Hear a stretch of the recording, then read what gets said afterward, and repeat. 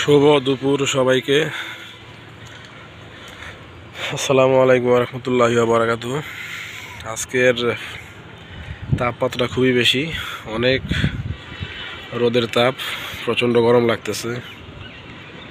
বাইরের আবহাওয়া খুবই সুন্দর, হালকা বাতাস বইতেছে, তারপরে রোদের তাপ বেশি থাকার কারণে অনেক গরম লাগতেছে। জানি না কোন জায়গার পরিবেশ কেমন, বাট আজকে আমি যে জায়গায় আছি মাওনা চৌরাস্তা, তো এই জায়গার পরিবেশটা খুবই গরম বলা যাচ্ছে আর কি।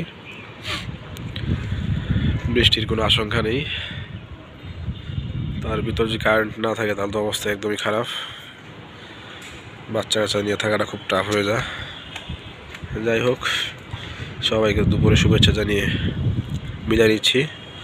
সবাই ভালো থাকবেন, সুস্থ থাকবেন।